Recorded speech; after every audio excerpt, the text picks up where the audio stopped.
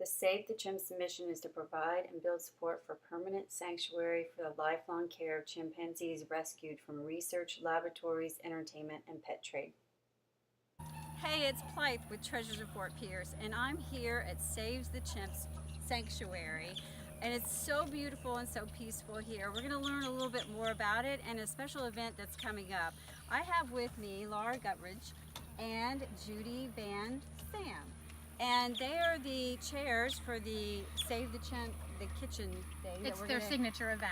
Yes, yeah. And we're going to hear more about that. Laura's going to tell us about that. So you'll see the chimpanzees in the background. And so Laura, tell me how you guys got started doing this. Well, my first introduction to the sanctuary was my husband and I actually snuck in on a coconut truck delivering coconuts. And I and my husband both fell in love with the sanctuary and the work that they do here. And we attended our first Chimps Kitchen in 2009. And then after that, I have co-chaired the event every year since then, starting in 2010 until now. Next year we are celebrating our 10th anniversary for Chimps Kitchen. Judy, my dear friend, joined me as co-chair for the event in 2013, and I think we make a pretty good team. We both love helping the chimpanzees and working on this event. But you know, I did want to say a little bit about the history of the sanctuary. Yes, I was going to ask you about this. This is very unique for our area. So. Yes, it is, and it's the largest chimpanzee sanctuary in the world. Holy cow, and I think it's, you know, it's very interesting to note that chimpanzees are so much like us, yet they are exploited. They are exploited in biomedical research, the pet trade, and entertainment industry. In 1997, the late Dr. Carol Noon, she had the vision of creating a permanent sanctuary for rescued chimpanzees.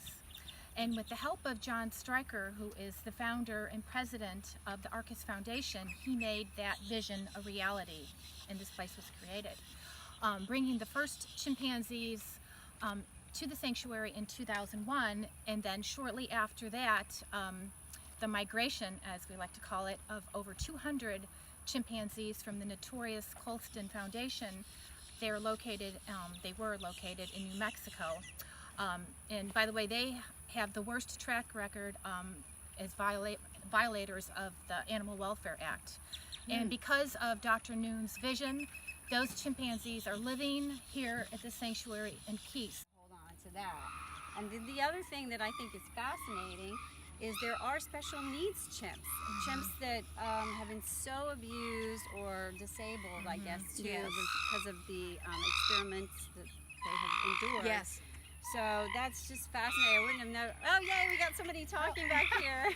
Well, you know, at the Colston Foundation, where the chimps were rescued all those years ago, over 200 chimps, they were subjected to horrible cruelties, living in isolation, in concrete windowless cells, only being removed from their cells for cruel experiments and then thrown back in the cells.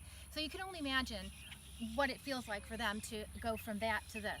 And that is what is so heartwarming about this, is that they were, you know, plucked from like the most dire conditions and brought to this beautiful place. I think it's sometimes referred to islands under the Florida sun.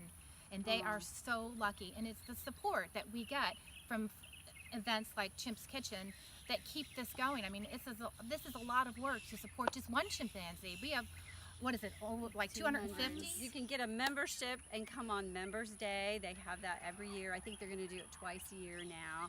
It's a special day for all the members to come in and visit the chimps and see the facility and what their money goes to and how it's run. One of the things I didn't know was there's a body of water here. It's surrounded by water, and chimpanzees cannot swim. The beautiful Laura told me that. So I think that's kind of fascinating. How can a person, so we know that people can volunteer. They can volunteer their time, come out here.